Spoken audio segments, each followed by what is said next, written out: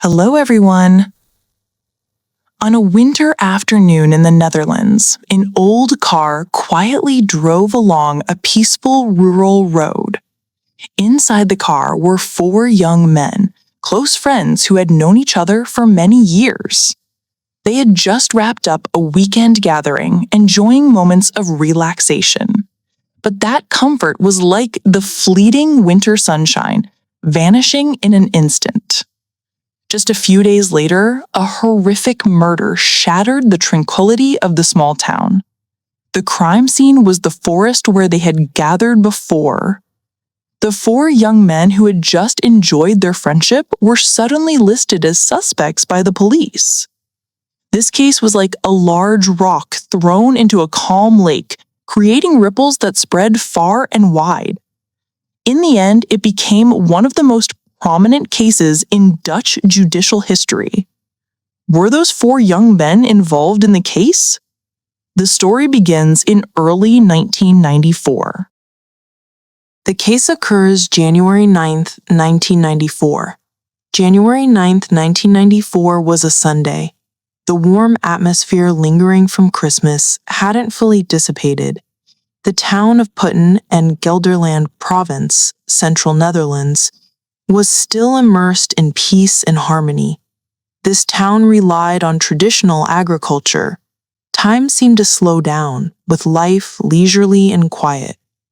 Putten was a convenient place to live, an ideal choice for settling down for most residents.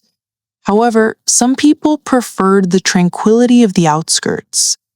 To the east of the town was a dense forest, connected to Veluwe National Park. The air here was fresh, the plants fragrant, a paradise for those wanting to escape the noise. An elderly woman over 80 lived alone in a simple wooden house deep in the Veluwe forest. On that day, under the rare sunshine, she went out to visit an old friend. In the late afternoon, as she pushed open the door to return home as usual, a horrifying scene appeared before her eyes.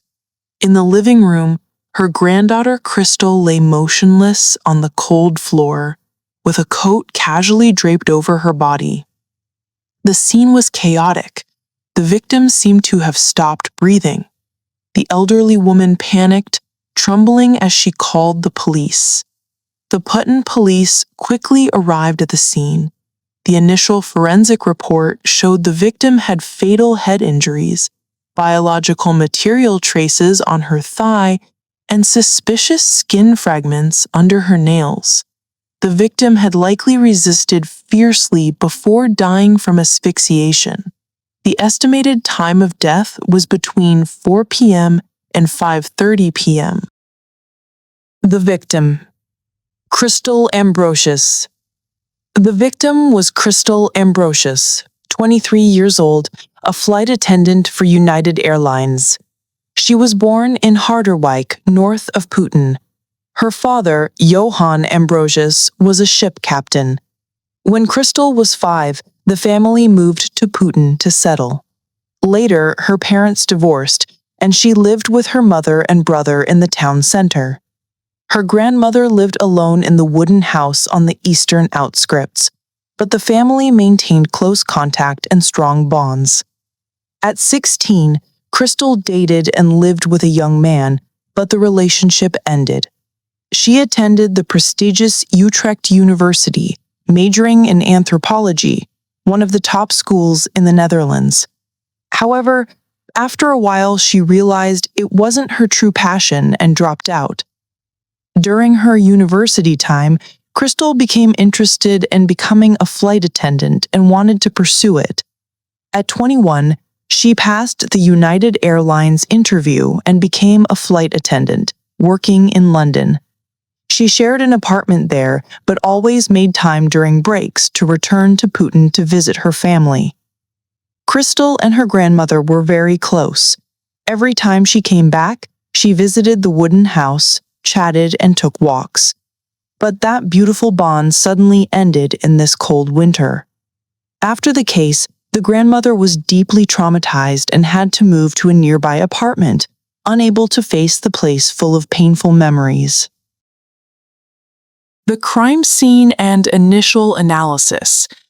The wooden house was isolated deep in the eastern forest of Putten, next to a quiet forest road. It was a simple one-story home, without a fence, blending into nature. The house had front and back doors. The front door faced the main road connected by a gravel path. The back door was at the rear, accessible through a simple garage. Strangely, the front door was locked from the inside, ruling out the possibility that the perpetrator left that way. The back door was locked from the outside, with the key still in its usual spot in the garage. The police speculated that the perpetrator left through the back door, locked it, and placed the key back in the garage. This action suggested the perpetrator might have known the victim or the grandmother, familiar with their habits. Alternatively, the perpetrator could have stalked Christel, seen her take the key from the garage to open the back door, and after committing the crime, replaced the key to mislead the investigation. In 1994, DNA technology was starting to be applied in the Netherlands, but lacked a complete database. The police examined further and found a baby tooth belonging to the victim's brother, Bas. Even more surprisingly, skin cells from Bas were on the victim's genes. Bas temporarily became a suspect, facing immense pressure while grieving. Fortunately, evidence proved his innocence. The baby tooth had fallen out naturally when he was young and hadn't been discovered. The skin cells could have come from daily contact, like Bas sitting on the sofa and Christel sitting after. After ruling out Bas, the police interviewed nearby residents. One witness recalled seeing Christel riding her bike alone near the house around 4 p.m. on the day of the crime, the last time she was seen publicly. Since the scene was in a sparsely populated outskirts, no one saw her with anyone. When the investigation stalled, a hiker contacted the police, providing a key clue.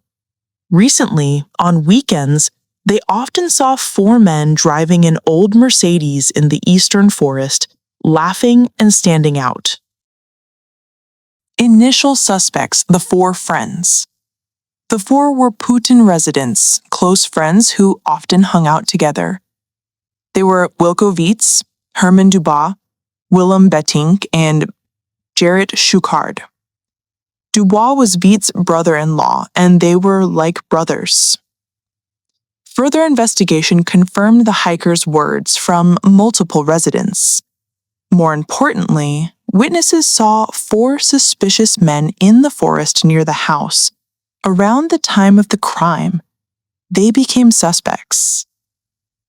During interrogation, the 4 insisted on their innocence. The police took DNA samples for comparison but found no match with the DNA at the scene.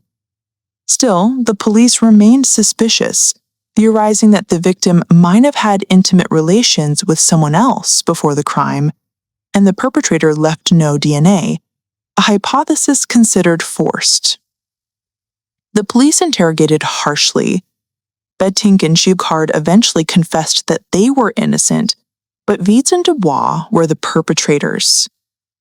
According to them, on the afternoon of the crime, the 4 were driving around the Putten outskirts. Near the house, they saw Christel biking alone. Wiets and Dubois asked the other 2 to go ahead, then got out and followed her to the house. Later, Bettink and Schuchard returned and saw through the window that she was being harmed. Despite witnessing it, they stayed silent. When Wiets and Dubois left, all 4 pretended nothing happened. The police confronted Wiets and Dubois with the statements. The 2 angrily denied it. The police continued intense interrogations, and eventually the 2 confessed. A year later, the case was tried at the Arnhem Court of Appeal. The evidence consisted only of the 2 friends' statements and the confessions, lacking physical proof. The court convicted Wiets and Dubois of murder, sentencing them to 10 years in prison. After the verdict, Weitz's sister, Dubois' wife, Anya, didn't believe it. She and Dubois lived happily with 2 children.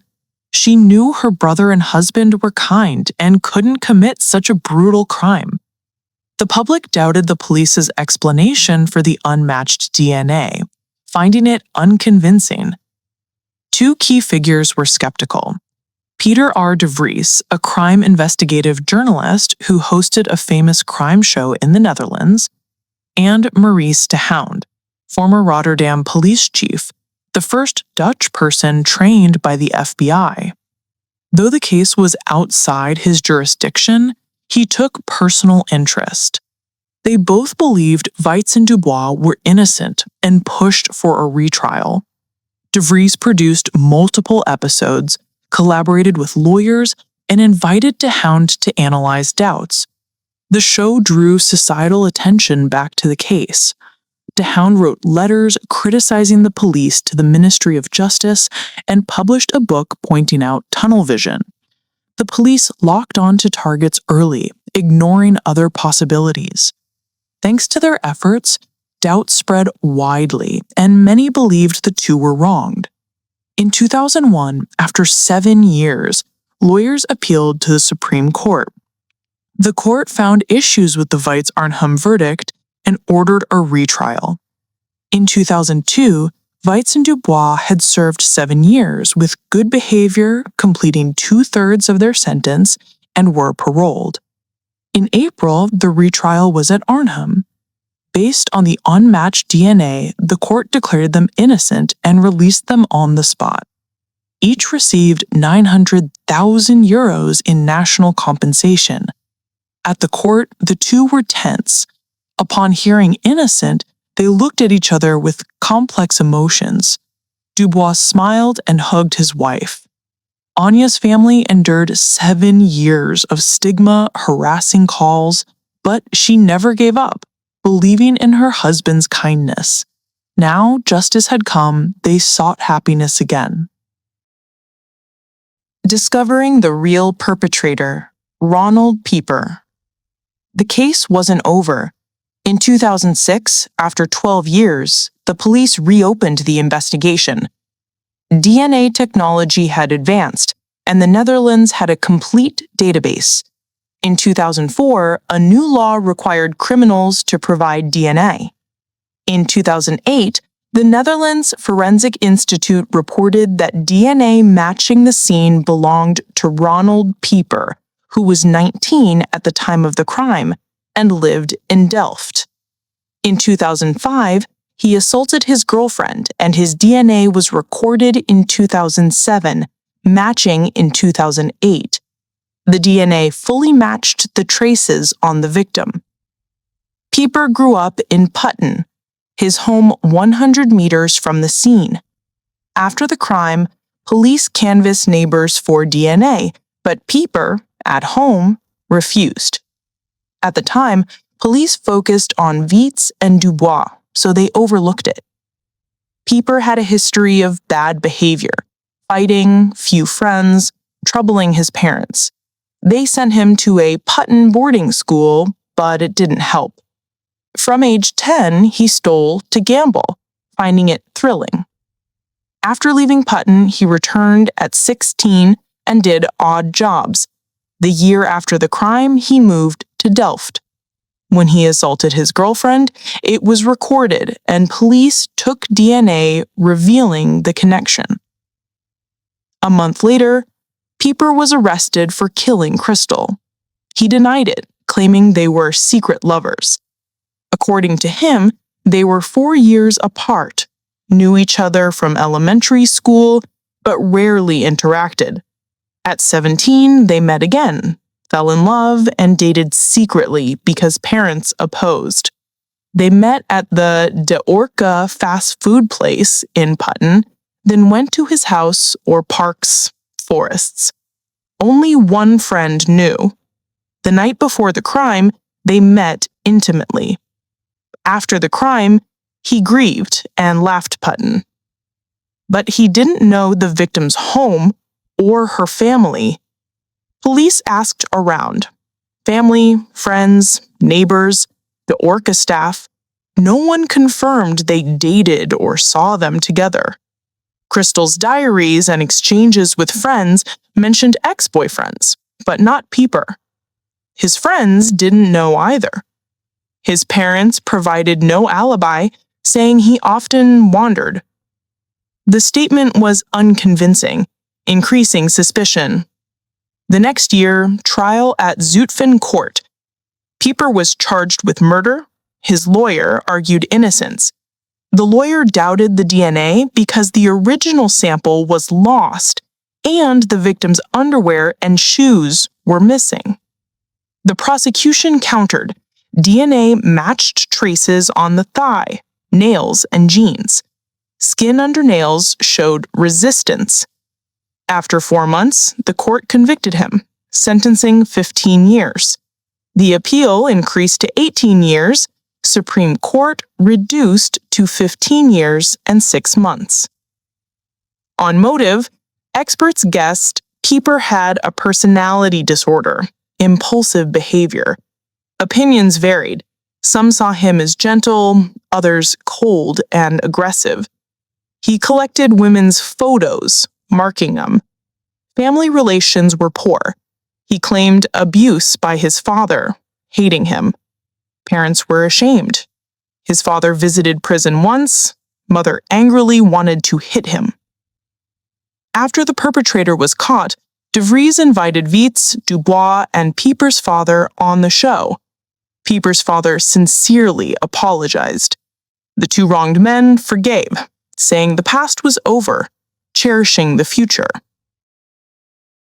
The second case, Anneke van der Stap. When everyone thought the case was closed, Pieper suddenly confessed to his cellmate that he killed another person. The cellmate reported it. The case occurred in 2005 in Rijswijk, southwestern Netherlands, near Delft where Pieper lived. The victim was Anneke van der Stap, 22, a student living with her foster father. She had a friend in Enschede, eastern Netherlands.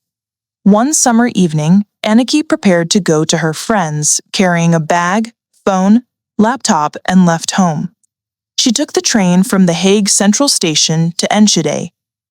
Initially planning to return that night, her foster father waited until late without seeing her. Her phone was out of credit, unreachable. Father called her friend. Anneke didn't stay over, was seen off at the station around 9:30 p.m. Per the train schedule, she arrived at The Hague Central around midnight, then took the tram home. Not seeing her, father worried and reported to police the next morning. Police tracked phone signals, last at 2:15 a.m. near Lindo Down, The Hague. The phone called 2 unknown numbers without connecting. Signs suggested she met harm. 10 days later, Anneke's body was found in Elsenburg Forest, Rijswijk, near an overpass, covered by bushes over 5 meters from the path. Summer made the body hard to identify, unable to determine time and cause of death. Traces showed violence, belongings missing. Police questioned train passengers from Enschede to The Hague, but no progress. Foster father sought De Vries' help. The show reported the disappearance, calling for clues. Witnesses saw a white van nearby, but nothing more. During this, psychics provided clues via spirit communication, but results weren't public. That year, Pieper was convicted in the Christel case, widely reported. Anneke's foster father suspected Pieper, requesting investigation. Unexpectedly, Pieper confessed in prison. Police checked.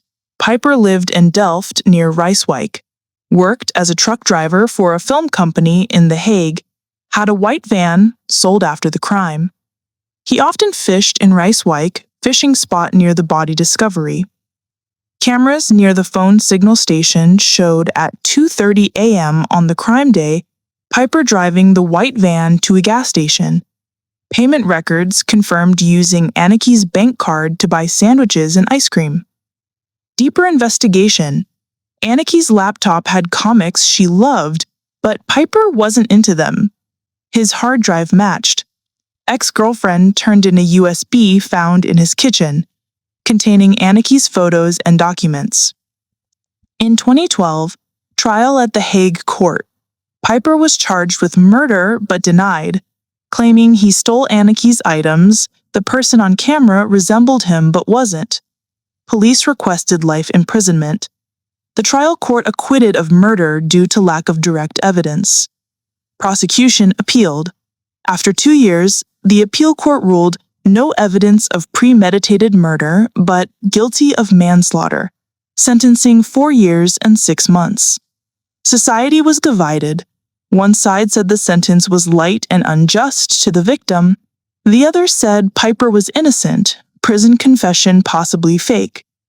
Books were written attempting to overturn the case, even doubting Piper as the Putten perpetrator. For many years, Christel's family hadn't escaped grief. Such opinions were like rocks thrown into a lake, stirring memories. Christel's mother recounted excessive media attention, lacking respect for privacy. At the funeral, reporters posed as police to photograph the body, stopped. She criticized DeVry for show effects, inserting grave images for ratings, reenacting the scene near her home. Once, she saw a girl biking like her daughter, called out but realized the painful reality. Strangers often inquired, salting wounds. Peaceful life seemed distant. In 2022, Piper served 2/3 of his sentence, applied for parole but court denied due to serious crimes. Media attention faded over time. Only Christel's gravestone stands silently, engraved with her name, comforting the family.